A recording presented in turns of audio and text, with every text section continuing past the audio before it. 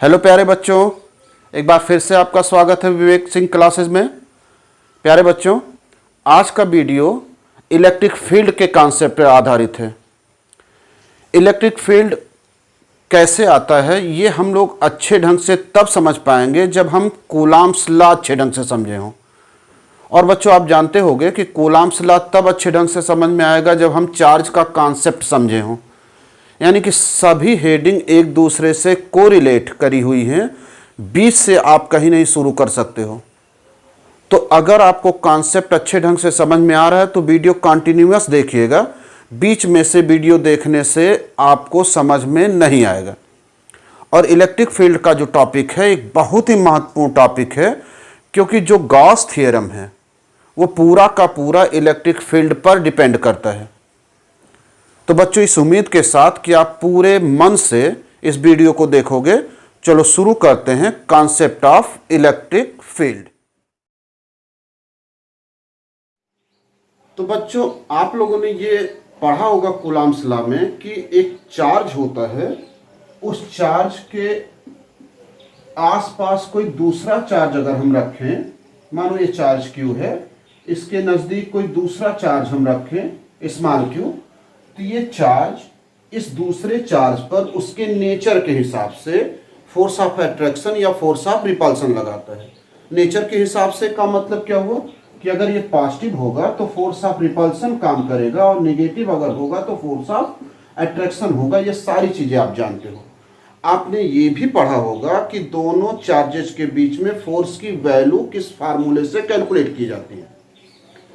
प्यारे बच्चों, हो सकता है आप में से कोई ये सोचा हो कि ये चार्ज कैपिटल Q और स्मॉल q दोनों के बीच में डिस्टेंस है, दोनों दूर दूर हैं।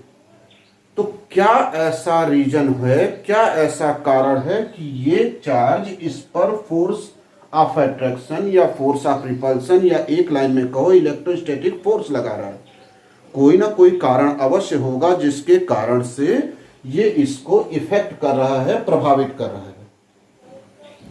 तो इसी क्वेश्चन के आंसर को देने के लिए साइंटिस्टों ने एक काल्पनिक थियरी दी, फील्ड थियरी दी। उन्होंने ये कहा कि जब कोई चार्ज होता है तो उस चार्ज के चारों ओर एक काल्पनिक फील्ड बन जाता है। अच्छा बच्चों, चारों ओर का मतलब ये हुआ कि बोर्ड में जैसा चारों ओर जब हम बनाए तो आपको सर्किल नजर आ रहा है। मेरे चारों ओर का कहने का मतलब है एक्स वाई जेड तीनों डायरेक्शन में, यानी कि एक स्फीयर, एक गोला।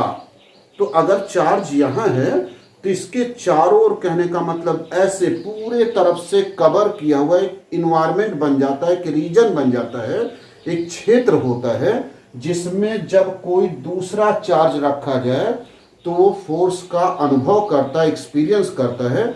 और अगर वह चार्ज, दूसरा चार्ज इस रीजन के बाहर है तो उसको फोर्स का अनुभव नहीं होता है।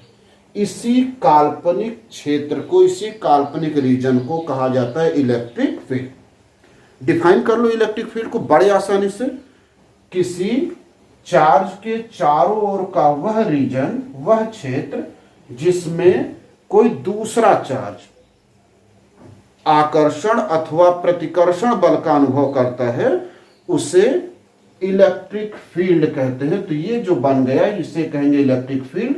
अगर चार्ज कोई इस फील्ड के अंदर है तो इलेक्ट्रोस्टैटिक फोर्स का एक्सपीरियंस होगा, अगर बाहर है तो इसके ऊपर किसी भी तरह का इलेक्ट्रोस्टैटिक फोर्स का एक्सपीरियंस नहीं होगा। तो एक बार फिर से डिफिनेशन क्लियर करो, किसी चार्ज के चारों ओर का वह क्षेत्र जिसमें कोई दूसरा चार्ज फोर्स ऑफ अट्रैक्शन या फोर्स ऑफ रिपल्सन का अनुभव करता है, उसे इलेक्ट्रिक फील्ड कहते हैं। प्यारे बच्चों, इलेक्ट्रिक फील्ड एकदम से काल्पनिक, एकदम से इमेजिनरी कॉन्सेप्ट है, लेकिन तब भी ये बहुत महत्वपूर्ण होता है ये एक्सप्लेन करने के लिए कि फोर्स कहां से आता है। बच्चों, बहुत तरह के फील्ड हम लोग अपने फिजिक्स में पढ़ेंगे। तो टाइप ऑफ फील्ड्स क्या होते हैं वो देखा जाए। एक यूनिफॉर्म फील्ड होता है, समान विद्युत क्षेत्र, यूनिफॉर्म इलेक्ट्रिक फील्ड क्या होगा? ऐसा इलेक्ट्रिक फील्ड जिसके अंदर स्थित हर बिंदु पर इलेक्ट्रिक फोर्स समान काम करता है, उसे कहते हैं यूनिफॉर्म इलेक्ट्रिक फील्ड। अगर कोई फील्ड है, इसके अंदर जितने भी पॉइंट्स आप कंसीडर करो, हर पॉइंट्स पर फोर्स सेम काम करे किसी चार्ज पर, तो आप कहोगे कि ये एक यूनिफॉर्म इलेक्ट्रिक फील्ड है। यूनिफॉर्म इलेक्ट्रिक फील्ड पर ही ज्यादा क्वेश्चन बेस्ड होता है। लेकिन अगर कोई ऐसा फील्ड हो कि उसके अंदर हर पॉइंट पर फोर्स की वैल्यू अलग अलग हो, तो हम कहेंगे कि वो नॉन यूनिफॉर्म फील्ड होगा, यानी कि सेकंड होगा असमान विद्युत क्षेत्र या नॉन यूनिफॉर्म। अच्छा, यूनिफॉर्म इलेक्ट्रिक फील्ड को बच्चों एक समांतर लाइनों से व्यक्त कर देते हैं, लेकिन असमान विद्युत क्षेत्र या नॉन यूनिफॉर्म विद्युत क्षेत्र को व्यक्त करने के लिए समांतर रेखा का उपयोग नहीं करेंगे, कुछ तिरछी रेखाओं का उपयोग कर लेंगे, जो ये बताएगा कि इलेक्ट्रिक फील्ड अलग अलग है। जहां पर इलेक्ट्रिक फील्ड के रेखाओं का डिस्टेंस ज्यादा होगा, आप कह दोगे कि वहां पर इलेक्ट्रिक फील्ड का पावर, इंटेंसिटी कम होगी, और जहां पर इलेक्ट्रिक फील्ड की रेखाएं थोड़ी पास पास होंगी, डेंसिटी ज्यादा होगा, आप कहोगे कि वहां पर इलेक्ट्रिक फील्ड की इंटेंसिटी ज्यादा होगी। यहां पर इलेक्ट्रिक फील्ड की इंटेंसिटी ज्यादा है, इसलिए यहां फोर्स आपको ज्यादा एक्सपीरियंस होगा। यहां पर इलेक्ट्रिक फील्ड की इंटेंसिटी कम है, इसलिए यहां पर फोर्स कम एक्सपीरियंस होगा। तो अगर हम इसे F1 फोर्स कहें इस पॉइंट पर रखे हुए किसी चार्ज पर, और इस पॉइंट पर रखे हुए किसी चार्ज पर लगने वाले फोर्स को F2 कहें, तो F1 यहां पर ग्रेटर होगा और F2 स्मॉलर होगा, क्योंकि यहां पर इंटेंसिटी ज्यादा है और यहां पर इंटेंसिटी कम है। तो अगर यूनिफॉर्म इलेक्ट्रिक फील्ड है तो उसे आप पैरेलल लाइन से शो करना, अगर नॉन यूनिफॉर्म इलेक्ट्रिक फील्ड है तो वो पैरेलल लाइन नहीं होती है, जिगजैग लाइन हो सकती है, टेढ़ी मेढ़ी लाइनें हो सकती हैं, लेकिन उन लाइनों की जो इंटेंसिटी होती है, number of line per unit area, वो जो इंटेंसिटी होगी वो बताती है कि विद्युत क्षेत्र, इलेक्ट्रिक फील्ड वहां पर ज्यादा होगा कि कम होगा। अगर नंबर ऑफ लाइंस ज्यादा हैं उस रीजन में तो इलेक्ट्रिक फील्ड ज्यादा होगा, अगर नंबर ऑफ लाइंस कम है उस रीजन में तो इलेक्ट्रिक फील्ड कम होगा। अब बच्चों, तीसरे टाइप का जो इलेक्ट्रिक फील्ड होता है वो इलेक्ट्रिक फील्ड वेरिएबल होता है। वेरिएबल का मतलब यह हुआ जो समय के साथ साथ वेरी करता हो, चेंज करता हो। और फोर्थ टाइप का इलेक्ट्रिक फील्ड होता है नॉन वेरिएबल होता है, जो हर समय पर समान होता है, वो टाइम पर डिपेंड नहीं करता। तो हम लोगों का जो फिजिक्स के क्वेश्चन होते हैं वो केवल और केवल यूनिफॉर्म इलेक्ट्रिक फील्ड पर बेस्ड होते हैं, नॉन यूनिफॉर्म पर नहीं होते हैं, वेरिएबल पर नहीं होते हैं, और कांस्टेंट इलेक्ट्रिक फील्ड पर नहीं होते हैं। केवल और केवल ऐसे इलेक्ट्रिक फील्ड मान करके चलते हैं जो यूनिफॉर्म होते हैं, जिसके हर पॉइंट पर फोर्स का एक्सपीरियंस या फोर्स की वैल्यू सेम होती है। बच्चों, वीडियो में जो डिफिनीशन होगा वो साथ साथ चलता रहेगा, हिंदी में भी और अंग्रेजी में भी, तो आप पॉज करके उस डिफिनीशन को नोट करते रहिएगा। आपने बहुत सारा कमेंट किया है कि डिफिनीशन जरा हिंदी और अंग्रेजी में दे, तो बच्चों डिफिनीशन साथ साथ चलेगा, वीडियो पर देखते रहिएगा और उसे नोट करते रहना। तो इलेक्ट्रिक फील्ड हम लोग जान गए। इलेक्ट्रिक फील्ड किसी आवेश के चारों ओर का वह रीजन जिसके अंदर कोई दूसरा चार्ज फोर्स ऑफ अट्रैक्शन या फोर्स ऑफ रिपल्सन का एक्सपीरियंस करता है, उसे उस रीजन को कहेंगे इलेक्ट्रिक फील्ड। और इलेक्ट्रिक फील्ड यूनिफॉर्म भी हो सकता है, नॉन यूनिफॉर्म भी हो सकता है, वेरिएबल भी हो सकता है, कांस्टेंट भी हो सकता है, लेकिन हम अपने थियरी को, अपने कॉन्सेप्ट को, अपने न्यूमेरिकल को केवल और केवल यूनिफॉर्म इलेक्ट्रिक फील्ड पर ही कंसंट्रेट करेंगे। अब बच्चों, इलेक्ट्रिक फील्ड की इंटेंसिटी की डिफिनीशन पर आते हैं कि इलेक्ट्रिक फील्ड इंटेंसिटी डिफाइन कैसे करी जाती है। तो चलो डिफाइन करते हैं इलेक्ट्रिक फील्ड इंटेंसिटी। विद्युत क्षेत्र की तीव्रता का परिभाषा, इलेक्ट्रिक फील्ड इंटेंसिटी।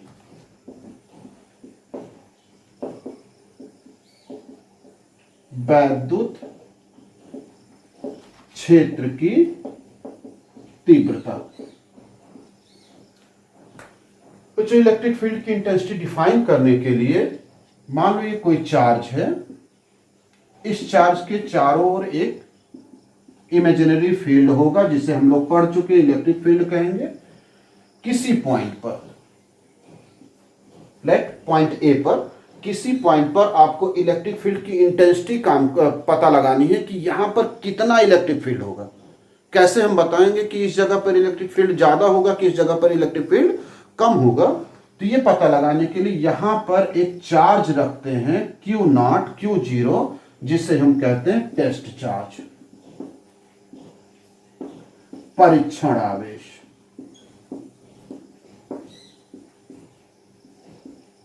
ये टेस्ट चार्ज क्या होता है? टेस्ट चार्ज इतना छोटा चार्ज होता है, यानी कि इसकी वैल्यू जीरो के तरफ चलती, जीरो नहीं होता है, बहुत ही सूक्ष्म होता है। इतना छोटा चार्ज होता है कि इसका जो इलेक्ट्रिक फील्ड होगा वो इस मेन चार्ज के इलेक्ट्रिक फील्ड को इफेक्ट नहीं करेगा।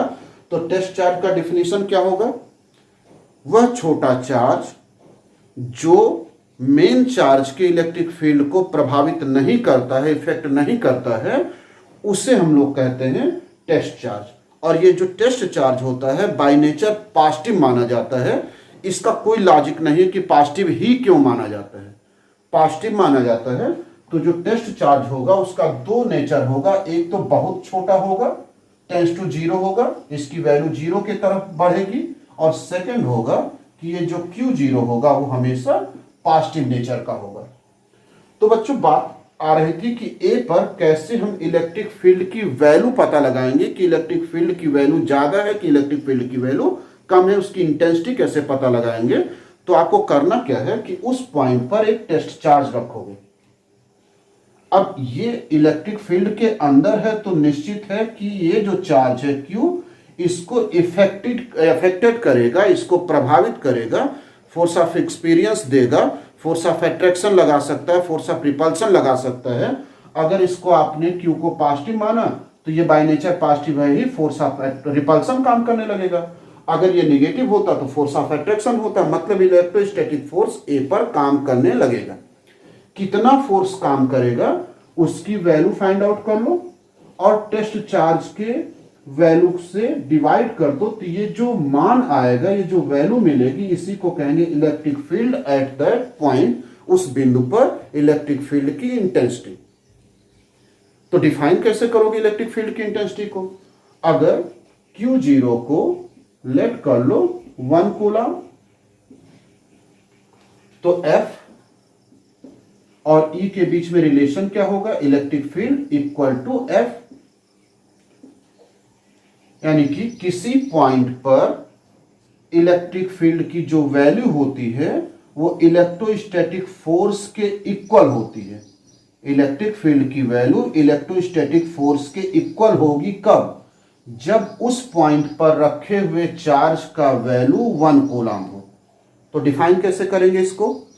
इलेक्ट्रिक फील्ड के अंदर स्थित किसी पॉइंट पर इलेक्ट्रिक फील्ड इंटेंसिटी का मान उस पॉइंट पर रखे 1 कूलम परीक्षण आवेश पर, 1 कूलम टेस्ट चार्ज पर लगने वाले फोर्स के इक्वल होता है। इलेक्ट्रिक फील्ड इंटेंसिटी उस फोर्स के इक्वल होता है जो एकांक इकाई यूनिट टेस्ट चार्ज पर लगता है, जो कहां रखा गया हो, जो उस पॉइंट पर रखा गया हो जिस पॉइंट पर आपको चेक करना है कि इलेक्ट्रिक फील्ड की इंटेंसिटी क्या होगी। बच्चों इलेक्ट्रिक फील्ड की इंटेंसिटी जो है वो एक वेक्टर क्वांटिटी होती है। तो इस वेक्टर क्वांटिटी का डायरेक्शन क्या होगा? ये उसी डायरेक्शन में काम करता है जिस डायरेक्शन में फोर्स काम करता है। टेस्ट चार्ज पर जिस डायरेक्शन में फोर्स काम करेगा उसी डायरेक्शन में ही इलेक्ट्रिक फील्ड इंटेंसिटी का डायरेक्शन भी होगा। बच्चों इस लाइन को बहुत ही ध्यान से सुनना, हर न्यूमेरिकल में इसका यूज करा जाएगा कि इलेक्ट्रिक फील्ड का जो डायरेक्शन होगा वो डायरेक्शन टेस्ट चार्ज पर लगने वाले फोर्स के डायरेक्शन के सिमिलर होगा, उसी की दिशा में ही काम करेगा। जैसे मान लो कि ये प्लस है तो इसके ऊपर फोर्स ऑफ रिपल्सन होगा आपको कूलॉम्स लॉ में पढ़ाया जा चुका है कि इन दोनों को मिलाने वाले लाइन के ही एलांग होगा, तो इस डायरेक्शन में फोर्स काम करेगा, तो इसी डायरेक्शन में इलेक्ट्रिक फील्ड भी काम करेगा। लेकिन अगर यही निगेटिव चार्ज होता तो इस टेस्ट चार्ज को, जिसका नेचर पॉजिटिव होता है, उसको अट्रैक्ट करता, तो इस यहां पर जो इलेक्ट्रिक फील्ड की तीव्रता का डायरेक्शन होता है, इंटेंसिटी का जो डायरेक्शन होता है, वो इस डायरेक्शन में काम करता है, क्योंकि फोर्स ऑफ अब अट्रैक्शन काम कर रहा है। तो बच्चों, जो भी फोर्स का डायरेक्शन टेस्ट चार्ज पर होगा, वही इलेक्ट्रिक फील्ड इंटेंसिटी का भी डायरेक्शन होगा। अब इलेक्ट्रिक फील्ड का यूनिट क्या होगा और उसका डायमेंशनल फार्मूला क्या होगा। ये जो फार्मूला हमको मिला है E vector equal to F vector by Q0, इसी फार्मूले से अगर हम यूनिट कैलकुलेट करें तो आप जानते हो कि फोर्स को मेजर करा जाता है न्यूटन में, कूलाम को मेजर करा जाता है कूलाम में, आवेश को मेजर करा जाता है कूलाम में। तो इसका जो यूनिट आएगा वो आएगा न्यूटन पर कूलाम। बच्चों, इलेक्ट्रिक फील्ड का जब हम पोटेंशियल पढ़ाएंगे तो वहां पर एक और फार्मूला मिलेगा। उस फार्मूले को हम पहले ही बता दे रहे हैं, उस फार्मूले का डिटेल और उसका डेरिवेशन हम लोग पोटेंशियल वाले वीडियो में पढ़ेंगे। इलेक्ट्रिक फील्ड और पोटेंशियल डिफरेंस में ये भी एक फार्मूला होता है, जहां पर डेल्टा डी दो पॉइंट के बीच का सेपरेशन है और डेल्टा वी दो पॉइंट के बीच का पोटेंशियल डिफरेंस है। मान लो ये कोई प्लेट है, ये दूसरा प्लेट है, इसके बीच का सेपरेशन डी है और यहां का भी पोटेंशियल वी ए है, इस पॉइंट का पोटेंशियल वी बी है। तो इसके बीच का जो पोटेंशियल डिफरेंस है वो हो सकता है V A difference V B. अगर वी ए बड़ा होगा तो वी ए में से वी बी को आप माइनस करना, वी बी बड़ा होगा तो वी बी में से वी ए को माइनस कर देना। तो ये पोटेंशियल डिफरेंस हो गया। तो इसके बीच का जो इलेक्ट्रिक फील्ड होगा वो डिफाइन होगा potential difference by distance between these points. ठीक, तो ये भी एक फार्मूला है। यहां इसका हम लोग यूज करेंगे, डेरिवेशन हम लोग नेक्स्ट वीडियो में करेंगे। जब भी पोटेंशियल का वीडियो होगा तो उसमें इसका डेरिवेशन आपको मिलेगा और डिटेल भी मिलेगा। ठीक, तो एक यूनिट हो जाएगा न्यूटन पर कूलम। इससे अगर हम निकालें दूसरा यूनिट तो वोल्ट, जो पोटेंशियल है उसका यूनिट होता है वोल्ट और डिस्टेंस का यूनिट होता है मीटर। तो इसका सेकंड यूनिट होता है वोल्ट पर मीटर। तो प्यारे बच्चों, इसके दो यूनिट होते हैं, दो फार्मूले भी होते हैं, लेकिन डायमेंशनल फार्मूला एक ही मिलेगा। ठीक, तो डायमेंशनल फार्मूला कैसे निकालते हैं, किसी से भी निकालो। अभी फिलहाल इससे निकालते हैं। फोर्स मेजर करा जाता है mL/T⁻², इसका डायमेंशनल फार्मूला। चार्ज 80 सॉल्व कर लो तो हो जाएगा m A⁻⁻1 L⁻⁻1 T⁻+1 है, ऊपर ले जाएंगे -1 हो जाएगा तो T⁻³ ये हो जाएगा dimensional formula of electric field intensity, वैद्युत क्षेत्र की तीव्रता का बीमीय सूत्र। डिफिनीशन हो गया, फार्मूला हो गया, यूनिट हो गए। एक यूनिट इस फार्मूले से लिया गया, एक यूनिट इस फार्मूले से लिया गया। दोनों फार्मूले से जब आप पोटेंशियल का भी डिफिनीशन पढ़ लोगे तो वहां से उसका डायमेंशनल फार्मूला निकालोगे तो भी सेम आएगा। उस वीडियो में, उस चैप्टर में हम लोग इसके द्वारा भी ई का निकालेंगे। तो आप मिलान कर लेना, दोनों का डायमेंशनल फार्मूला सेम ही आएगा। बच्चों, इस फार्मूले में एक प्रॉब्लम है। प्रॉब्लम ये है कि ये फार्मूला हमको ये नहीं बताता है कि अगर कोई चार्ज है तो इस चार्ज के कारण इस पॉइंट पर इलेक्ट्रिक फील्ड, इस पॉइंट पर इलेक्ट्रिक फील्ड, इन दोनों में क्या रिलेशन होगा, कहां का इलेक्ट्रिक फील्ड ज्यादा होगा, कहां का इलेक्ट्रिक फील्ड कम होगा। ये तो केवल उस पॉइंट पर इलेक्ट्रिक फील्ड को कैलकुलेट करने के लिए बनाया गया।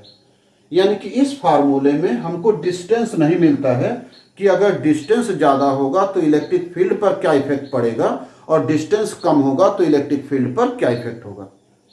तो बच्चों, एक थर्ड फार्मूला, थर्ड इसलिए बोल रहे हैं क्योंकि मेन फार्मूला तो ये हो गया, ये हम लोगों ने आगे के चैप्टर, आगे के कॉन्सेप्ट से एक फार्मूला लिया।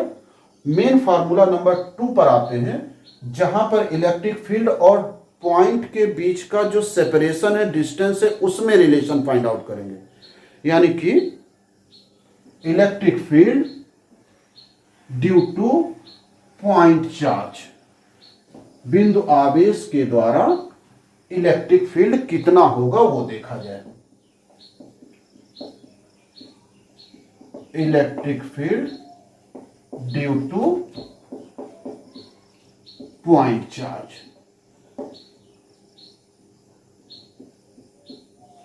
बिंदु आवेश के द्वारा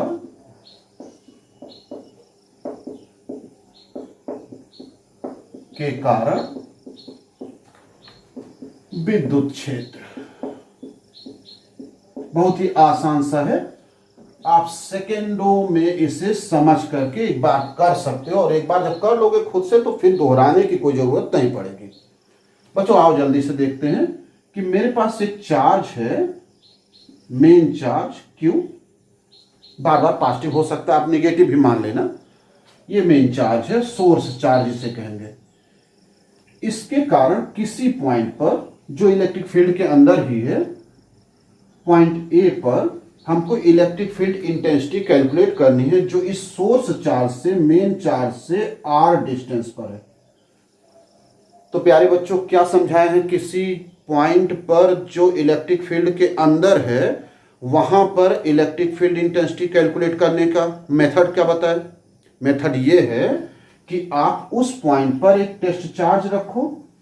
ये जो टेस्ट चार्ज है बाय नेचर पॉजिटिव होगा, उससे दिमाग में हमेशा रखना, प्लस Q, और इस टेस्ट चार्ज के बीच में फोर्स ऑफ रिपल्सन होगा।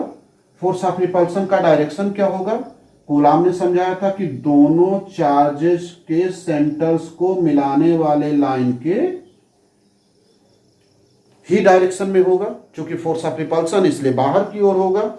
इस पोजीशन को अगर हम O कह दें तो बोल सकते हैं O से A के डायरेक्शन में फोर्स ऑफ रिपल्सन काम करेगा।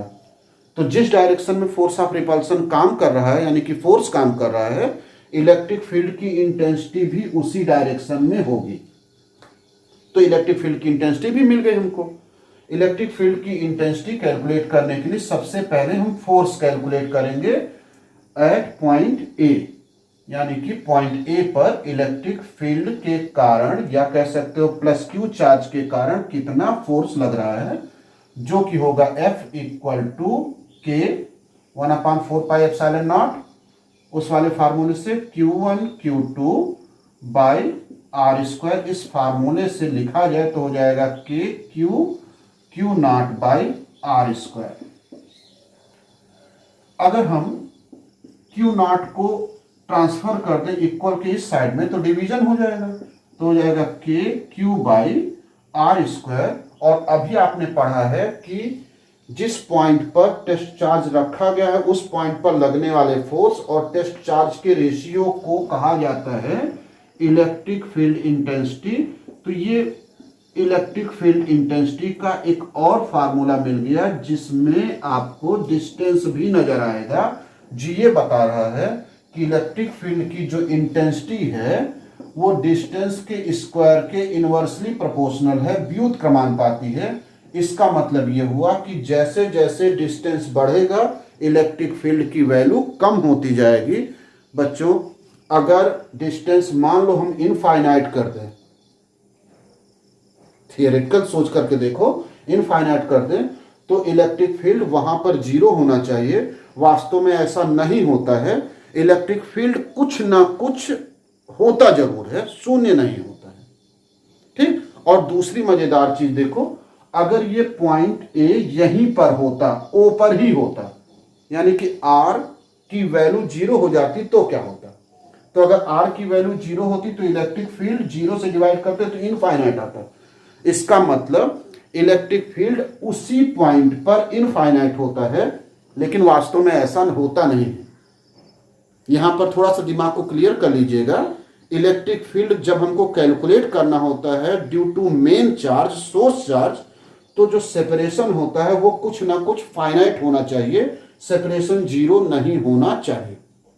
ठीक।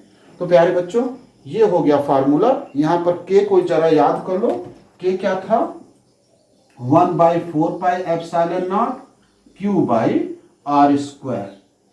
इसकी वैल्यू कूलम्ब्स लॉ में पढ़ चुके हो, 9 इंटू 10⁹ यूनिट भी शायद याद हो। यूनिट निकाला गया था F इक्वल टू के Q1 Q2 by R square से। के का unit F R square by Q1 Q2 newton metre square by coulomb square, newton metre square by coulomb square. ये हो गया यूनिट जिसको आप याद कर चुके होंगे। फिर से देख लेना अगर भूल रहे हो।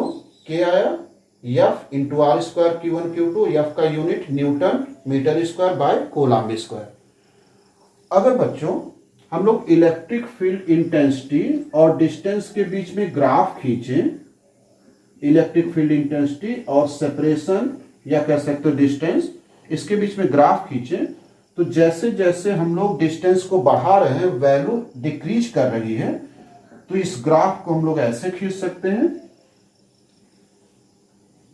ये यहां पर पैरेलल कर लेना, जो ये बताएगा कि इनफाइनाइट पर जाते जाते ये जीरो होने लगेगा, कम होने लगेगा, लेकिन जीरो नहीं होगा। इसलिए इसको ऐसे ना करना कि जाकर के कहीं कट कर दे, क्योंकि जहां कट कर देगा वही वैल्यू हो जाएगी। तो इनफाइनाइट पर ये जीरो की तरफ टेंड्स हो सकता है, ये कह सकते हो, लेकिन जीरो नहीं होता है। तो प्यारे बच्चों हम लोगों ने क्या क्या पढ़ा इसमें? इलेक्ट्रिक फील्ड का कॉन्सेप्ट पढ़ा, इलेक्ट्रिक फील्ड का फार्मूला पढ़ा, इलेक्ट्रिक फील्ड और सेपरेशन के बीच में जो फार्मूला था उसे पढ़े। अब हम लोग ये पढ़ेंगे कि इन फार्मूलों पर किस तरह के न्यूमेरिकल्स आ सकते हैं, किस तरह के क्वेश्चन आ सकते हैं। तो चलो अब इसी कॉन्सेप्ट पर हम लोग लगाने चल रहे हैं न्यूमेरिकल्स जो बेस्ड होंगे इलेक्ट्रिक फील्ड के कॉन्सेप्ट पर। तो बच्चों पहला क्वेश्चन बहुत ही बेसिक सा लेते हैं कि किसी इलेक्ट्रिक फील्ड में अगर हम प्लस चार्ज रखें या माइनस चार्ज रखें तो उस पर लगने वाले फोर्स का डायरेक्शन क्या होगा। मान लो मेरे पास ये कोई इलेक्ट्रिक फील्ड है, यूनिफॉर्म इलेक्ट्रिक फील्ड। जैसा हमेशा बताया कि अधिकांश क्वेश्चन में इलेक्ट्रिक फील्ड यूनिफॉर्म ही माना जाएगा अगर उसमें लिखा ना हो तो, ठीक। तो मान लेते हैं इसमें हम लोग एक बार प्लस और एक बार माइनस चार्ज को समझने की कोशिश करें कि इस पर फोर्स का डायरेक्शन क्या होगा। अच्छा मान लेते हैं चार्ज की वैल्यू Q ही है, तो वैल्यू अगर निकालना हो फोर्स की तो वो हम लोग तुरंत निकाल सकते हैं E इक्वल टू F/Q से, F इक्वल टू EQ। इस फार्मूले में Q का आपको साइन नहीं रखना है, Q का चिन्ह नहीं रखना है। तो Q का चिन्ह नहीं रखना होगा तो निश्चित है फोर्स भी सिमिलर आएगा। पॉजिटिव चार्ज पर भी फोर्स लगेगा उतना ही जितना निगेटिव पर लगेगा, क्योंकि Q दोनों का सेम है। ओके, अब इसका डायरेक्शन क्या होगा। तो डायरेक्शन के लिए क्या समझाए थे कि जो इलेक्ट्रिक फील्ड का डायरेक्शन होता है उसी डायरेक्शन में फोर्स भी काम करता है टेस्ट चार्ज पर। टेस्ट चार्ज पॉजिटिव होता है, तो टेस्ट चार्ज पॉजिटिव अगर है ये वाला, तो इस पर इलेक्ट्रिक फील्ड के डायरेक्शन में ही फोर्स लगेगा, लेकिन इस निगेटिव वाले पर इलेक्ट्रिक फोर्स के अपोजिट डायरेक्शन में फोर्स लगेगा। तो बच्चों अगर कोई चार्ज निगेटिव है तो उस पर इलेक्ट्रिक फील्ड के अपोजिट डायरेक्शन में फोर्स लगता है, और पॉजिटिव है तो इलेक्ट्रिक फील्ड के डायरेक्शन में ही फोर्स लगेगा। इस चीज को एकदम से याद रखिएगा, बहुत सारे न्यूमेरिकल्स में इस छोटे से कॉन्सेप्ट का हम लोग यूज करते हैं। बच्चों बहुत सारा न्यूमेरिकल ऐसा भी आता है इलेक्ट्रिक फील्ड पर जिसमें एक कह सकते हो पार्टिकल को वो चार्ज पॉजिटिव भी हो सकता है निगेटिव भी हो सकता है, बैलेंस रखना है। तो ये जो क्वेश्चन है उस क्वेश्चन में कह रहा है कि एक पैरेलल प्लेट कैपेसिटर है। पैरेलल प्लेट कैपेसिटर अभी फिलहाल ये समझो दो पैरेलल प्लेट्स हैं, अपोजिट चार्ज होंगे, इक्वल चार्ज होंगे, लेकिन ये नहीं पता है कौन सा प्लेट पॉजिटिव होगा और कौन सा प्लेट निगेटिव होगा, उसको हमको आपको समझना है। इसमें एक ऑयल ड्रॉप है जिस पर कह रहा है कि 10 इलेक्ट्रॉन हैं। अब 10 इलेक्ट्रॉन हैं का क्या मतलब, इसका मतलब 10 इलेक्ट्रॉन इसके ऊपर हैं, एक्सेस हैं। तो फर्स्ट वीडियो में आपको कॉन्सेप्ट ऑफ चार्ज में ये हम समझा चुके हैं कि अगर चार्ज किसी पार्टिकल पर एक्सेस होंगे तो इसका मतलब वो निगेटिव हो जाएगा, और अगर किसी चार्ज पर से इलेक्ट्रॉन निकाल लिए जाते हैं, किसी पार्टिकल से इलेक्ट्रॉन निकाल लिए जाते हैं तो पॉजिटिव हो जाएगा। Deficiency of electron positive create करता है और excess of electron negative create करता है। तो यहां कह रहा है कि 10 इलेक्ट्रॉन हैं, इसका मतलब ये निगेटिवली चार्ज होगा। अब इसका मास भी गिवन है, तो मास अगर गिवन है तो इसके ऊपर ग्रेविटी के कारण नीचे की तरफ एक फोर्स लगेगा mg। अब mg लगेगा तो नीचे की तरफ चलने लगेगा। हमको बैलेंस रखना है, तो बैलेंस रखने के लिए क्या करना होगा? बैलेंस रखने के लिए एक फोर्स इस डायरेक्शन में डेवलप कराना होगा, इलेक्ट्रोस्टैटिक फोर्स, जो इसको और इसको बैलेंस कर दे। ठीक। अब इलेक्ट्रोस्टैटिक फोर्स इस डायरेक्शन में कब लगेगा? ये निगेटिव चार्ज है, तो निगेटिव चार्ज में हमेशा इलेक्ट्रिक फील्ड के अपोजिट डायरेक्शन में फोर्स लगता है। ठीक। अभी बताया कि इलेक्ट्रिक फील्ड के डायरेक्शन में फोर्स तब लगता है जब वो पॉजिटिव चार्ज हो, इलेक्ट्रिक फील्ड के डायरेक्शन के अपोजिट फोर्स तब लगता है जब नेगेटिव चार्ज हो। हमको फोर्स इस डायरेक्शन में चाहिए, इसलिए इलेक्ट्रिक फील्ड ऐसा होना चाहिए जिसका डायरेक्शन फोर्स के अपोजिट हो, यानी कि इलेक्ट्रिक फील्ड का डायरेक्शन ये होना चाहिए। अब बच्चों, इलेक्ट्रिक फील्ड इस डायरेक्शन में कब डेवलप होगा? इलेक्ट्रिक फील्ड का जो डायरेक्शन होता है वो प्लस से माइनस की तरफ होता है, प्लस से माइनस की तरफ, यानी कि ये प्लेट प्लस चार्ज होनी चाहिए और दूसरा प्लेट निगेटिवली चार्ज होना चाहिए। इलेक्ट्रिक फील्ड का डायरेक्शन हमेशा पॉजिटिव से निगेटिव की तरफ होता है। अब बैलेंस सिचुएशन में F की वैल्यू mg के इक्वल होना चाहिए, तभी ये बैलेंस होगा। F कहां से आएगा? आप इलेक्ट्रिक फील्ड पढ़ चुके हो अभी, electric field F by Q, let charge on drop is Q, तो F इक्वल टू हो जाएगा E इंटू Q। F की वैल्यू रख दो इक्वेशन 1 में, तो E into Q equal to mg। आपको अगर इलेक्ट्रिक फील्ड पूछा जाए तो यहीं से कैलकुलेट कर सकते हो, लेकिन यहां पर आपसे पोटेंशियल पूछा गया, कितना पोटेंशियल इन प्लेट के बीच में रखा जाए। तो पोटेंशियल निकालने के लिए अभी पढ़ाया गया कि E इक्वल टू होता है potential difference delta V by delta D। मान लो इनके बीच का पोटेंशियल डिफरेंस V है और सेपरेशन है D, mg by Q, therefore V equal to हो जाएगा mg/d बाई Q।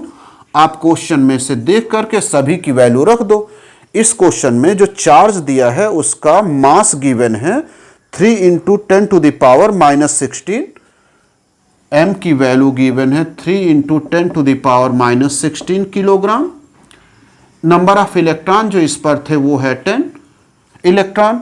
अच्छा, नंबर ऑफ इलेक्ट्रॉन गिवन है तो Q भी कैलकुलेट कर सकते हैं। Q equal to Ne 10 1.6 into 10 to the power minus 19, यानी कि हो जाएगा 1.6 into 10 to the power minus 18 coulomb का चार्ज आ गया इसके ऊपर। मास गिवन है, चार्ज भी निकल गया। डिस्टेंस दोनों प्लेट के बीच का गिवन है 5 मिलीमीटर। ये जो डिस्टेंस है 5 मिलीमीटर, तो 5 मिलीमीटर का डिस्टेंस है।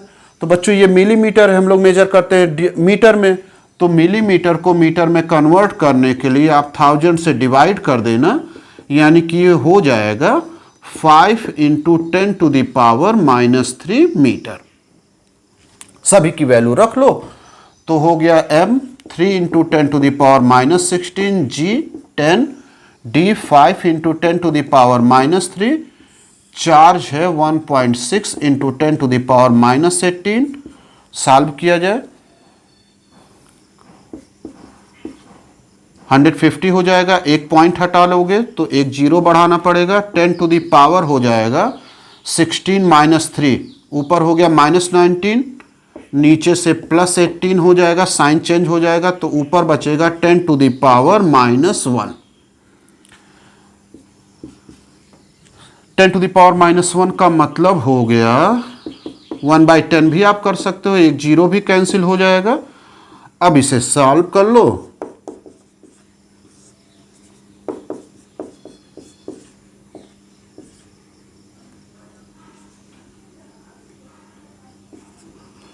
.3 वोल्ट का अगर पोटेंशियल डिफरेंस लगा दिया जाए तो वो जो ऑयल ड्रॉप था वो ऑयल ड्रॉप बैलेंस हो जाएगा। इस तरह का सवाल बहुत सारा मिलेगा। इलेक्ट्रिक फील्ड अगर जैसा बताया पूछा जाएगा तो यहीं से कैलकुलेट कर लेना। ठीक, कभी कभी क्या होगा कि इसका रेडियस भी दे देगा, जो चार्ज पार्ट के लिए उसका रेडियस दे देगा और डेंसिटी दे देगा। तो इस मास की जगह पर हम लोग यूज करेंगे volume into density. Volume 4/3 pi R cube, density जो भी गिवन हो, इस फार्मूले से हम लोग मास कैलकुलेट कर लेंगे। फिर कहेगा चाहे इलेक्ट्रिक फील्ड कैलकुलेट कर लो या पोटेंशियल डिफरेंस कैलकुलेट कर लो। अच्छा बच्चों, अगर यही पॉजिटिव चार्ज होता तो क्या होता? न्यूमेरिकल की वैल्यू तो बदल सकती है, लेकिन अगर चार्ज पॉजिटिव होता तो कैसे हम लोग सॉल्व करते? तो mg तो नीचे ही काम करता। अब इसको बैलेंस करना है तो फोर्स ऊपर ही चाहिए। पॉजिटिव चार्ज पर फोर्स उसी डायरेक्शन में काम करता है जिस डायरेक्शन में इलेक्ट्रिक फील्ड होता है, तो इलेक्ट्रिक फील्ड का डायरेक्शन ऐसा होना चाहिए। ये कब डेवलप होगा? पॉजिटिव से निगेटिव की तरफ। तो नीचे वाली प्लेट पॉजिटिव होनी चाहिए और ऊपर वाली प्लेट निगेटिव होनी चाहिए। जितना पॉजिटिव यहां पर होगा उतना निगेटिव यहां पर भी होना चाहिए। तो चाहे प्लेट के बीच में पॉजिटिव चार्ज को आप बैलेंस करो, चाहे प्लेट के बीच में निगेटिव चार्ज बैलेंस करो, आप क्वेश्चन इसी तरह से लगा सकते हो। ठीक है, ये जो क्वेश्चन होगा इस वीडियो के लास्ट में हम आपको दे देंगे, उसको कैलकुलेट करके देख लेना कि कितना वैल्यू आएगा। आंसर भी दे देंगे, मिला करके देख लीजिएगा। तो बच्चों एक बड़ा महत्वपूर्ण सा क्वेश्चन देखो, कह रहा है कि एक कोई इलेक्ट्रिक फील्ड है, जाहिर सी बात है यूनिफॉर्म इलेक्ट्रिक फील्ड ही होगा। उसमें एक धागे से जिसका लेंथ यल है उससे क्यू पॉजिटिव चार्ज को बांध करके ऑसिलेशन कराया जा रहा है। ये पोजीशन है ए, ओ से बांधा गया। इस मीन पोजीशन से किसी भी तरफ इसको शिफ्ट कर दिया गया। मान लो हम लोग इसे शिफ्ट कर दिए x डिस्टेंस, और ये इसका नया पोजीशन हो गया बी। इस पर फोर्स लगेगा, क्योंकि चार्ज पॉजिटिव है तो फोर्स इलेक्ट्रिक फील्ड के डायरेक्शन में ही लगना चाहिए। तो इलेक्ट्रिक फील्ड के डायरेक्शन में लगेगा फोर्स, और फोर्स कितना लगेगा? Since E equal to F by Q, therefore F equal to E into Q. Direct use कर लेना, धीरे धीरे याद कर लो इसे। तो force on positive charge is equal to E Q, और डायरेक्शन हो जाएगा in the direction of electric field. ये अभी तुरंत पढ़े हो आप लोग। खैर, इस थ्रेड पर धागे पर एक टेंशन लगेगा। टेंशन जिधर हम लोग बांधते हैं धागे को उस डायरेक्शन में लगेगा। जरा इस धागे वाले लाइन को पढ़ा लो। ये अगर एंगुलर डिस्प्लेसमेंट थीटा है तो ये एंगल भी थीटा होगा। इसका कंपोनेंट निकालो। जिस डायरेक्शन में आपको थीटा गिवन होता है उधर कॉस थीटा लिखेंगे, जिस डायरेक्शन में नहीं होता है उधर लिखेंगे साइन थीटा। ये जो ई क्यू साइन थीटा है ये इस बी पोजीशन से उस चार्ज पार्टिकल को वापस ए तक लाने की कोशिश करेगा। इसी को कहा जाता है रीस्टोरिंग फोर्स, प्रत्यानयन बल। तो इसमें जो रीस्टोरिंग फोर्स है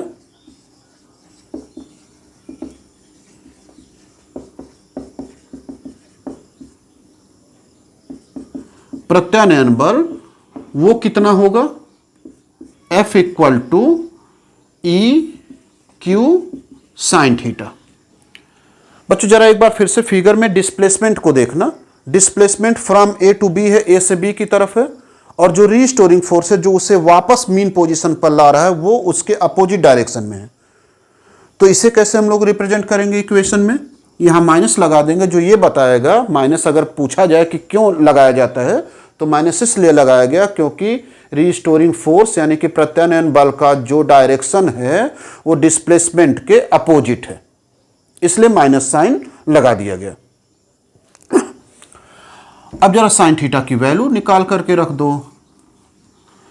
साइन थीटा लेट करो कि एक राइट एंगल ट्रायंगल है, तो साइन थीटा इक्वल टू हो जाएगा ए बी बाई हाइपोटेन्यूस हो जाएगा O B E Q, A B X, O B है length, E Q by L into X, F force होता है एम इंटू ए, लेकिन यहां पर जब कोई चीज ऑसिलेट करता है तो उसके जो एक्सेलरेशन को हम लोग, उसके त्वरण को हम लोग अल्फा से रिप्रेजेंट करते हैं। तो यहां पर m इंटू ए की जगह पर m इंटू अल्फा लिख दिया गया। आप a भी लिख दोगे तो कोई क्वेश्चन के आंसर पर कोई इफेक्ट नहीं पड़ेगा।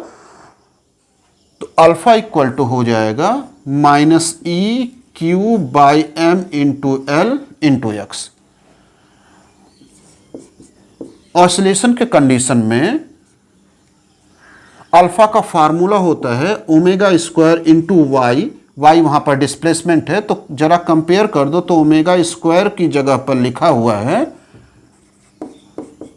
ई Q by M into L, therefore omega equal to under root E Q by M L 2 pi by T. ये कुछ फर्स्ट ईयर के फार्मूले हैं, अगर बुक आपके पास होगी तो एक बार जरूर उस चैप्टर को देख लेना। M L by E Q, therefore time period equal to 2 pi under root M L by E Q. ये हो गया इसका टाइम पीरियड का फार्मूला। अगर बच्चों फ्रीक्वेंसी पूछा होता मान लो, तो फ्रीक्वेंसी टाइम पीरियड की उल्टी होती है, रिवर्स होती है। तो frequency equal to 1 by T, frequency F equal to 1 by T, और वैल्यू आ जाती 1 by 2 pi under root E Q by M into L. तो टाइम पीरियड जहां पूछा जाता है वहां पर एक चांसेस होती है कि फ्रीक्वेंसी भी आ जाए, तो फ्रीक्वेंसी भी निकाल सकते हैं। अंतिम चीज एक ये भी देख लो कि अगर हम लोग इलेक्ट्रिक फील्ड की इंटेंसिटी बढ़ा दें तो टाइम पीरियड पर क्या इफेक्ट पड़ेगा। तो जरा देखना, टी और ई एक दूसरे के इन्वर्सली प्रोपोर्शनल हैं, स्क्वायर रूट के इन्वर्सली प्रोपोर्शनल हैं। तो अगर हम ई की वैल्यू बढ़ाते हैं तो टी की वैल्यू कम हो जाएगी, टाइम पीरियड कम हो जाएगा। इसका मतलब ये हुआ कि अगर मान लो कह दे कि 4 टाइम्स इंक्रीज कर दें तो 4 का स्क्वायर रूट टाइम डिक्रीज हो जाएगा, 2 टाइम्स डिक्रीज हो जाएगा। तो एक कंप्लीट क्वेश्चन ये भी आपको हो गया। अगर कहीं कठिनाई होगी तो इसको जरा यहीं से देख लेना, अपने फर्स्ट ईयर के बुक से कुछ फार्मूले, कुछ कॉन्सेप्ट लिए गए हैं और सेकेंड ईयर का तो लिया ही गया है। तो यहां से यहां तक कुछ फर्स्ट ईयर के चीज़ों का उपयोग करा गया है। तो अगर कोशिश तो किए हैं, नहीं समझ में आया होगा तो उस बुक से जरूर कंसल्ट कर लेना। ये हो गया एक और क्वेश्चन। तो बच्चों एक प्यारा सा क्वेश्चन और देखो, जो आपके क्लास 9th को जोड़ने की कोशिश कर रहा है क्लास 12 से। ठीक, कह ये रहा है कि एक इलेक्ट्रिक फील्ड में कोई चार्ज है जिसका मास 9 × 10⁻³ किलोग्राम है, वो रेस्ट पोजीशन से चल रहा है, मतलब विराम अवस्था से चल रहा है। तो उसका जो इनिशियल यानी कि प्रारंभिक वेग होगा वो होगा 0। अब जो चार्ज की वैल्यू दिया हुआ है वो इलेक्ट्रॉन कह रहा है, तो इलेक्ट्रॉन पर आप चार्ज जानते ही हो 1.6 × 10⁻⁻19 कूलम। कह रहा कि 6 सेंटीमीटर तक वो चला, कितने टाइम तक चला ये आपको कैलकुलेट करना है। टी क्वेश्चन मार्क है। इलेक्ट्रिक फील्ड में कोई इलेक्ट्रॉन जिसका मास गिवन है वो रेस्ट से 6 सेंटीमीटर तक का डिस्टेंस कवर किया, तो इस डिस्टेंस को कवर करने में कितना टाइम लगेगा ये कैलकुलेट करना है। तो अगर आप इसे क्लास 9th की तरह सोचो तो लगेगा कि इसमें यस गिवन है, इनिशियल वेलोसिटी गिवन है, एक्सेलरेशन है, चूंकि रेस्ट से चल रहा है तो प्लस ही लिखेंगे, +12 AT²। बस इसमें सब कुछ आपको दिया हुआ, यस दिया हुआ, यू गिवन है, टी कैलकुलेट करना है, ए नहीं पता है। तो ए कैसे पता करेंगे? ए मीन्स एक्सेलरेशन। तो आप जानते हो कि E = होता है F/Q, therefore F = E × Q। F की जगह पर M × A, न्यूटन्स लॉ का यूज कर सकते हैं। देयरफॉर A = हो जाएगा EQ/m। E की वैल्यू रख दो 2 × 10⁴, Q 1.6 × 10⁻⁻19, मास इलेक्ट्रॉन का 9 इंटू 10⁻⁻31 एस्लेशन मिल गया। और जब एस्लेशन मिल गया तो हम टाइम निकाल सकते हैं। एस की वैल्यू 6 सेंटीमीटर है, 100 से डिवाइड कर दोगे तो मीटर हो जाएगा, यानी कि 6 इंटू 10⁻⁻2 मीटर, 6 इंटू 10⁻⁻2 मीटर। तो S इक्वल टू 0, U की value 0 plus half AT² 2S by A equal to T², therefore T equal to √2S by A। सबकी वैल्यू रख लिया जाए। 2S की वैल्यू 6 इंटू 10⁻⁻2। एस्लेशन की वैल्यू यहाँ नीचे रखेंगे ना तो ये ऊपर चला जाएगा, यानी कि 9 इंटू 10⁻⁻31। इतना कर सकते हो, सिंपल सी मैथ। 10⁴ 1.6 इंटू 10⁻⁻19। इसे सॉल्व कर लेना, आंसर इसका मिलेगा आपको 0.58 इंटू 10⁻⁻8 सेकेंड। कैलकुलेट करके देख लीजिएगा। हाँ, अगर स्क्वायर रूट निकालने नहीं आता होगा तो बताइएगा, हम आपको अगले वीडियो में स्क्वायर रूट भी समझा देंगे कि स्क्वायर रूट कैसे कैलकुलेट किया जाता है। तो देखो कितने आसानी से आपको क्लास 9th के कॉन्सेप्ट को क्लास 12 के कॉन्सेप्ट के साथ मैच करके एक क्वेश्चन बना दिया गया। हर बार हमने आपसे ये कहा होगा कि ऐसे वो सवाल जिसमें अलग अलग जगहों के कॉन्सेप्ट यूज करे जाते हैं वो इंपॉर्टेंट हो जाते हैं हर तरह से। तो ये भी एक अच्छा सा सवाल हो गया। प्यारे बच्चों, एक छोटा सा टॉपिक और रह गया है, जरा उसको भी समझ लो। जिस तरह से हम लोग कूलॉम्स लॉ में सुपरपोजिशन ऑफ फोर्सेस पढ़े थे, उसी तरह से सुपरपोजिशन ऑफ इलेक्ट्रिक फील्ड भी होता है। यानी कि अगर कोई चार्ज, कोई पॉइंट है तो इस पॉइंट पर कई चार्ज हो, Q1, Q2, Q3, पॉजिटिव हो निगेटिव हो, कई चार्ज हो, तो टोटल इलेक्ट्रिक फील्ड क्या होगा? इन सब के कारण जो यहाँ पर इलेक्ट्रिक फील्ड होगा, निगेटिव है तो मान लो यहाँ पर हम लोगों ने टेस्ट चार्ज रखा तो इलेक्ट्रिक फील्ड इस डायरेक्शन में होगा, इसका इलेक्ट्रिक फील्ड इस डायरेक्शन में होगा, इसका इलेक्ट्रिक फील्ड इस डायरेक्शन में होगा। तो इस पॉइंट पर जितने इलेक्ट्रिक फील्ड लग रहे हैं उन सब का वेक्टर सम के बराबर होगा। किसी पॉइंट पर अगर कई चार्ज हैं तो कई चार्ज के कारण लगने वाला टोटल इलेक्ट्रिक फील्ड अलग अलग इलेक्ट्रिक फील्ड के वेक्टर सम के इक्वल होगा। यानी कि ई नेट इक्वल टू हो जाएगा E1 vector plus E2 vector plus E3 vector plus so on. बच्चों, वेक्टर के जोड़ने का, वेक्टर के एंगल निकालने का पूरा वीडियो कूलॉम्स लॉ में हम समझा चुके हैं, उसे देख लेना कि दो वेक्टर कैसे और किस फार्मूले से जोड़े जाते हैं।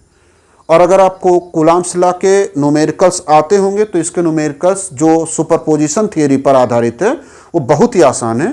तो अगले कुछ क्वेश्चन हम लोग इसी पर पढ़ेंगे जहां पर एक से अधिक चार्जेज होंगे।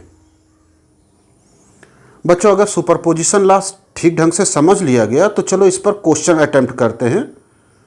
एक चीज़ आपको ये बता दें कि अगर आपने कूलॉम्स लॉ के न्यूमेरिकल को ठीक से किया होगा ना तो आपको ये आसान ही लगेगा, कठिन नहीं लगने वाला है। तो मानते हैं कि मेरे पास 4 माइक्रो कूलॉम का और +1 माइक्रो कूलॉम का दो चार्ज है जिसके बीच का डिस्टेंस दिया हुआ है 2 मीटर। अब कह रहा है कि इन दोनों चार्जेस को मिलाने वाली लाइन, इस लाइन पर कोई ऐसा पॉइंट फाइंड आउट करो जहां पर नेट इलेक्ट्रिक फील्ड 0 हो।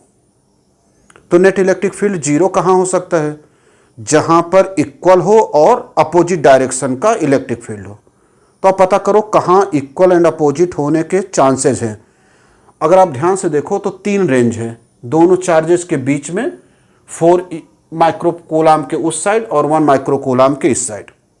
कहां ऐसा चांसेस हो सकता है जहां इलेक्ट्रिक फील्ड का डायरेक्शन इक्वल हो और अपोजिट हो? तो एक एक जगह को चलो फाइंड आउट करते हैं कहां ऐसा हो सकता है। तो अगर यहाँ पर मतलब आउटसाइड 1 माइक्रो कूलाम के इस साइड किसी ने पॉइंट को कंसीडर कर लिया, तो क्या वहाँ पर ऐसा सिचुएशन आ सकता है कि इलेक्ट्रिक फील्ड की वैल्यू 0 आए, नेट इलेक्ट्रिक फील्ड की वैल्यू? तो ये +4 यहाँ पर रखे हुए टेस्ट चार्ज को रिपेल करेगा। टेस्ट चार्ज पॉजिटिव ही होता है, तो जिस डायरेक्शन में फोर्स लगेगा उसी डायरेक्शन में इलेक्ट्रिक फील्ड भी होगा। EA मान लो लिख दिया गया, ये प्लस है, प्लस को रिपेल करेगा। दोनों इलेक्ट्रिक फील्ड एक ही डायरेक्शन में होंगे तो कैंसिल नहीं होंगे, कैंसिल नहीं होंगे, तो यहाँ पर 0 होने के चांसेस नहीं हैं। उसी तरह से इस साइड भी नहीं होगा, जैसा इस साइड होगा वैसा इस साइड भी होगा। तो बीच में कोई पॉइंट ले लेते हैं, मान लेते हैं कोई पॉइंट C है जहाँ पर टेस्ट चार्ज Q0 रखा गया, देखने के लिए कि इलेक्ट्रिक फील्ड अपोजिट आएगा कि नहीं आएगा। तो प्लस प्लस को रिपेल करेगा EA, ये प्लस इस प्लस को रिपेल करेगा EB। AB के बीच में ही वो पॉइंट आपको मिलेगा जहाँ पर न्यूट्रल हो, जहाँ पर नेट इलेक्ट्रिक फील्ड 0 हो। तो नेट इलेक्ट्रिक फील्ड 0 होने के लिए इलेक्ट्रिक फील्ड का अपोजिट होना चाहिए और इक्वल भी होना चाहिए। तो मान लेते हैं कि C पॉइंट का जो डिस्टेंस है किसी चार्ज से x है,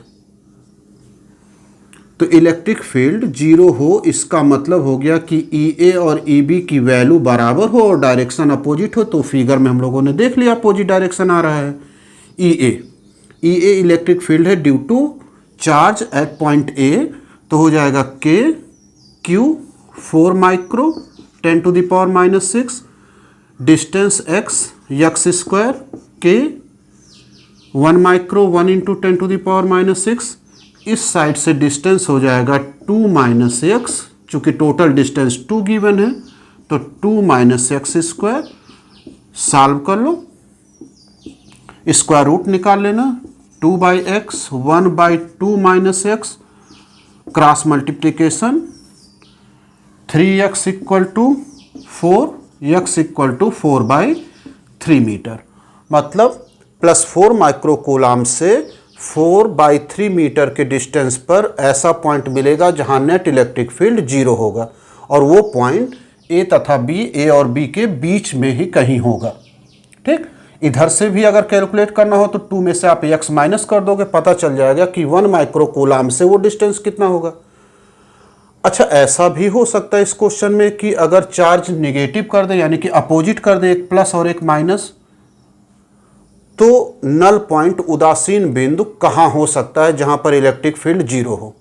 कैलकुलेशन तो ऐसे ही होगा। तो ये पता लगाने के लिए चलो देखा जाए कि अगर इसी क्वेश्चन में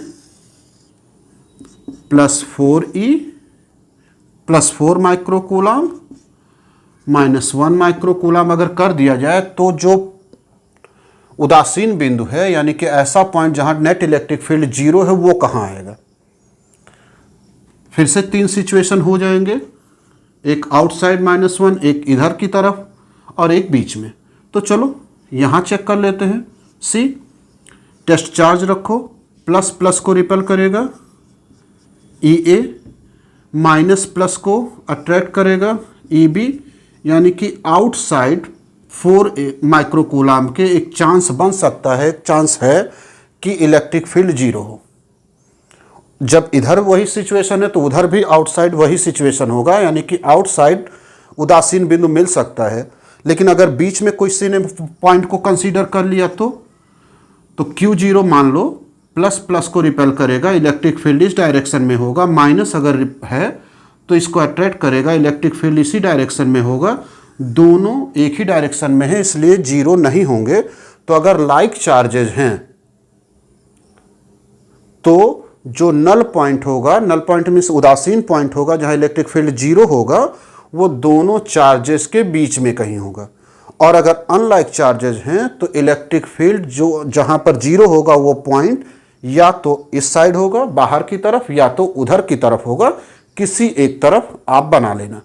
लगाने का जो मेथड होगा वो दोनों का एक ही होगा, चाहे सिमिलर चार्जेज हो या अपोजिट चार्जेज हो। तो बच्चों एक और क्वेश्चन देखो। ये एक चार्ज का सिस्टम है जो स्क्वायर के कॉर्नर पर रखा हुआ है, जिसका साइड स्मॉल ए है, तो इसके सेंटर पर नेट इलेक्ट्रिक फील्ड कितना होगा। तो चलो नेट इलेक्ट्रिक फील्ड कैलकुलेट करते हैं। हमको डिस्टेंस चाहिए, ए से ओ का, बी से ओ का, सी से ओ का, डी से ओ का, चारों डिस्टेंस इक्वल होगा।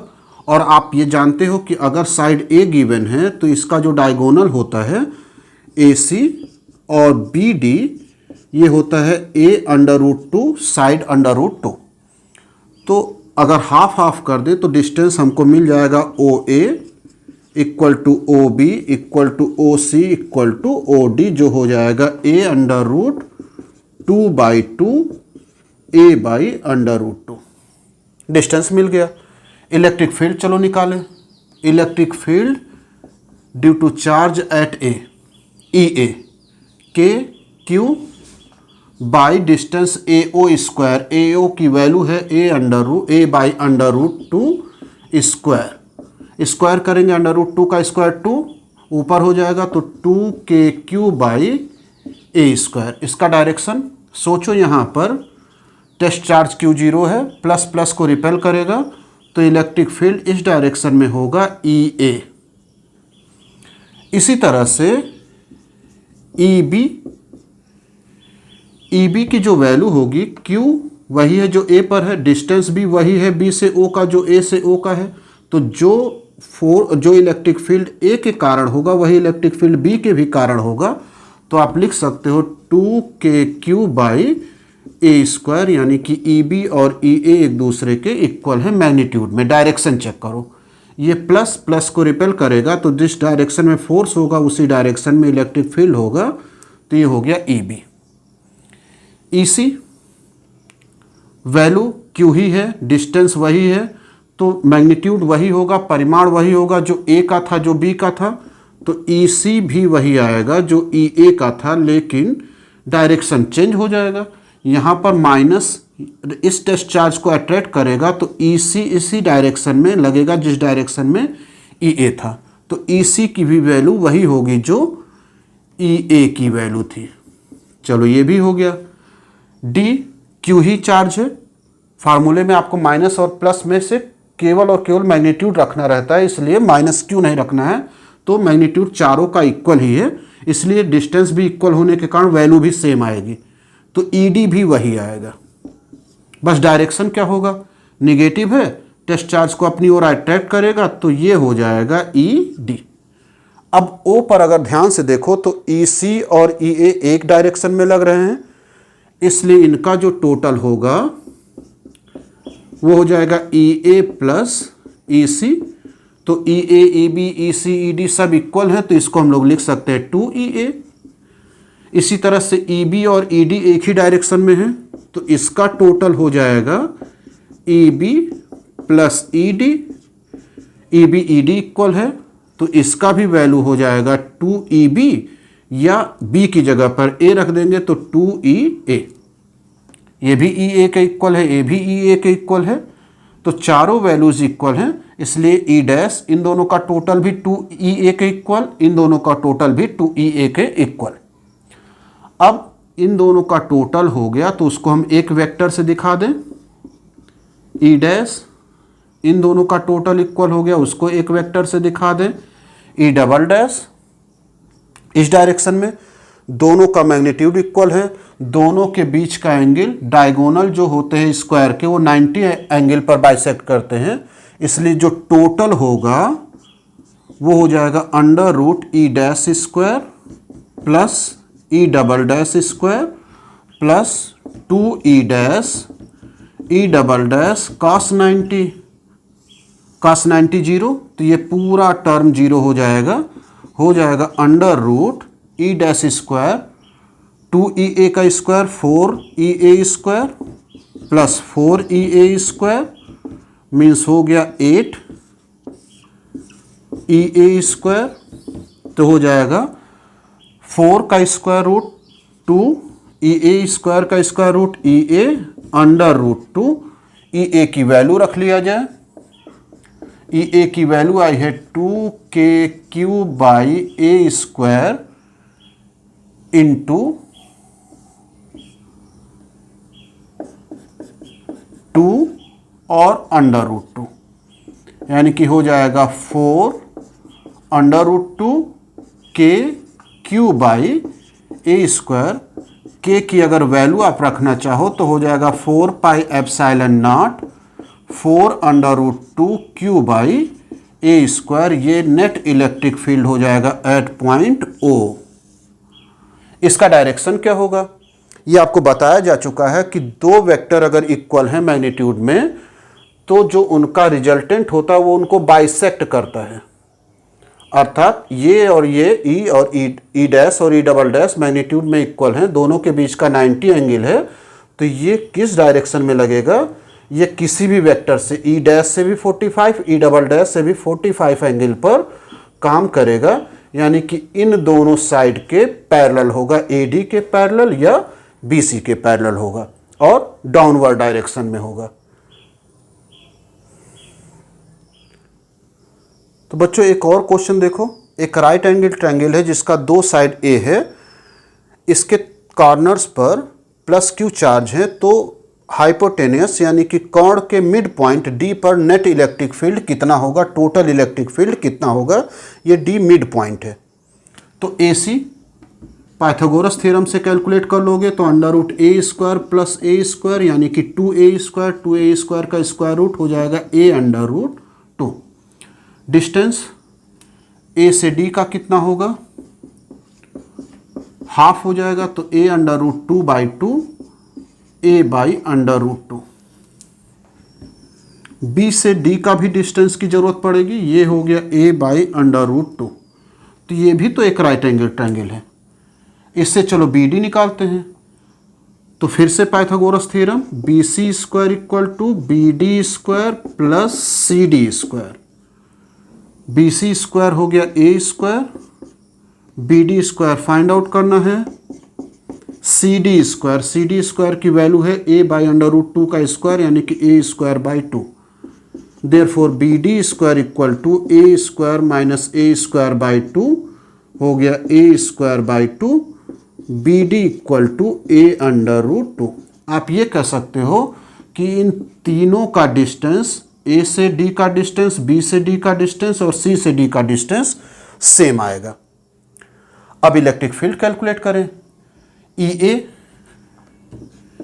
ए पर जो चार्ज रखा गया है क्यू, उसके कारण electric field Q by distance A D का स्क्वायर, ए डी है a बाई अंडर रूट 2, तो a बाई अंडर रूट 2 का स्क्वायर करेंगे a स्क्वायर बाई 2 यानी कि 2k बाई a स्क्वायर, ये हो गया ई ए। c पर भी उतना ही चार्ज रखा गया है जो a पर है, तो वैल्यू वही आएगी जो a पर वैल्यू थी यानी कि ए सी।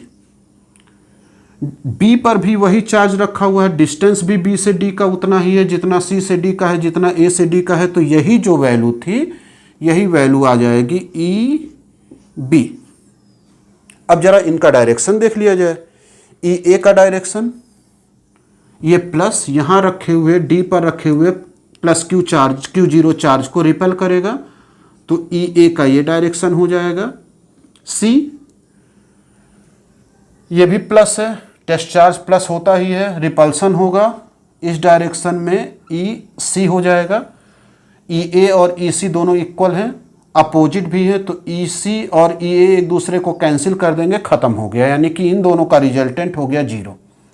बी के कारण देख लो, प्लस है, प्लस को रिपेल करेगा, तो इस डायरेक्शन में इन दोनों को मिलाने वाले लाइन के डायरेक्शन में ही लगेगा ई बी, तो नेट इलेक्ट्रिक फील्ड हो जाएगा केवल B के कारण, बाकी EC और EA अपोजिट है, इक्वल हैं वैल्यू में, इसलिए दोनों एक दूसरे को कैंसिल करेंगे, तो EB का वैल्यू कितना है 2KQ बाई ए स्क्वायर, के की वैल्यू रख दिया करना 4 pi epsilon not 2Q by A square, ये हो गया डी पॉइंट पर नेट इलेक्ट्रिक फील्ड, और डायरेक्शन क्या है इसका, बी से डी डायरेक्शन में ये लग रहा है। तो इस तरह से एक और क्वेश्चन आप लोग समझ चुके होंगे। तो इस तरह के कई क्वेश्चन आपके बुक में हैं, देखिएगा, उसे लगाइएगा। तो बच्चों चलो एक और क्वेश्चन लिया जाए, इस सिस्टम का इलेक्ट्रिक फील्ड कैलकुलेट करें। ये बड़ा इंटरेस्टिंग सा क्वेश्चन होने वाला है। एक्स एक्सिस पर कोई पॉइंट है ए, जिसका ओरिजिन से डिस्टेंस x है। इस पर नेट इलेक्ट्रिक फील्ड कैलकुलेट करना है। दो चार्ज B और C के कारण, जिसका डिस्टेंस है y, सिमिलर डिस्टेंस पर है, और यहां चार्ज भी सेम है। तो इस दोनों सिस्टम के कारण यहां पर नेट इलेक्ट्रिक फील्ड क्या होगा? तो B से A को मिलाया जाए, क्योंकि डिस्टेंस आप इसे लोगे, ये हो जाएगा √x² plus Y square √x² plus Y square. B के कारण ए पर जो इलेक्ट्रिक फील्ड हो जाएगा वो हो जाएगा KQ/r² x² plus Y square. जो चार्ज बी पर था वही चार्ज, सॉरी ये ए बी हो गया, जो चार्ज बी पर था वही चार्ज सी पर है। जो डिस्टेंस बी से ए का है वही डिस्टेंस सी से ए का है, तो यही वैल्यू ई सी भी हो जाएगा, यानी कि दोनों के मैग्नीट्यूड सेम होंगे। डायरेक्शन यहाँ मान लो टेस्ट चार्ज Q0 है, Q को रिपेल करेगा, इस डायरेक्शन में लगेगा EB और इस डायरेक्शन में लगेगा EC। EB और EC की वैल्यू दोनों सेम है। एंगल थीटा, तो जैसा ट्रायंगल ऊपर है सिमिलरली नीचे भी ट्रायंगल है, तो यह भी सिमेट्री से थीटा हो जाएगा। ये थीटा एंगल है तो ये भी थीटा होगा। दो लाइनें एक दूसरे को इंटरसेक्ट करते हैं तो आमने सामने के एंगल इक्वल हो जाते हैं। ये थीटा है तो ये भी थीटा होगा। चलो कंपोनेंट तोड़ा जाए।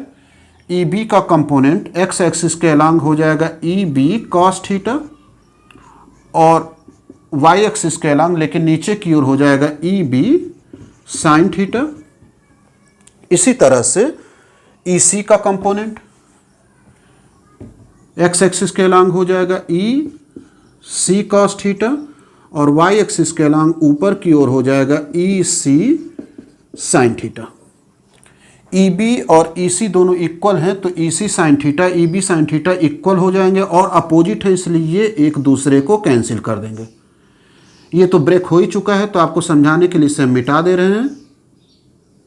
इसको भी हटा दिया जाए, दोनों ब्रेक हो चुके थे, ये दोनों कैंसिल हो गए, इक्वल एंड अपोजिट है। तो पॉइंट ए पर नेट इलेक्ट्रिक फील्ड लग क्या रहा है? केवल EC cos theta EB cos theta, और दोनों एक ही डायरेक्शन में हैं, तो नेट इलेक्ट्रिक फील्ड हो जाएगा EB cos theta plus EC cos theta. EB और EC इक्वल है तो हम लोग लिख सकते हैं EC या EB दोनों जगह पर, तो हो जाएगा 2EB cos थीटा। EB की वैल्यू रख लिया जाए KQ/x² प्लस वाई स्क्वायर, और cos थीटा की वैल्यू किसी भी ट्रायंगल से निकाल लो। cos थीटा हो जाएगा बेस x बाई हाइपोटेनस की वैल्यू हो गई x² प्लस वाई स्क्वायर, यानी कि ए पॉइंट पर नेट इलेक्ट्रिक फील्ड हो जाएगा K2Q/x² प्लस वाई स्क्वायर।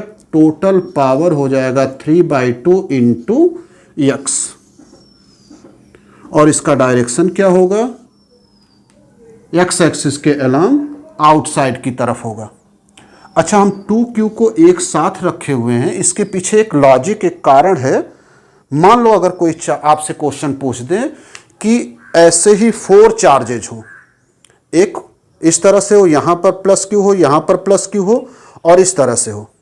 आप अपने सामने से देखना, +Q +Q +Q +Q, ये ओरिजिन है। यहां से x डिस्टेंस पर कोई पॉइंट A है, तो इस पॉइंट पर नेट इलेक्ट्रिक फील्ड कितना होगा?